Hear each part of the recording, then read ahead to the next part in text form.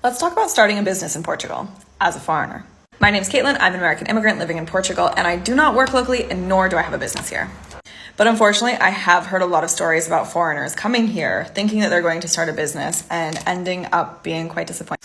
I was just told one story by a friend who had another friend who is actually going back to the US because the business idea that they had here in Setúbal has been entirely unsuccessful.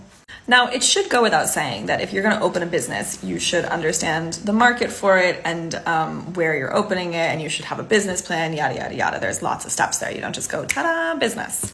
But it seems like there must be people who are just looking at Portugal and going, oh, there's a gap. I'm going to fill it because obviously if there's a gap, it needs to be filled. And especially when those people are Americans, and Americans love to spend money. They will spend money on so many things, ridiculous or otherwise. And so those Americans bring their ideas to Portugal, which aren't necessarily ridiculous ideas, but they're just things that the Portuguese aren't going to spend their money on. And they see a gap and they say, I'm going to fill that gap. And then nobody wants to pay for the thing that they're offering. So I see a lot of questions on pages and groups about people wanting to immigrate here and start a business.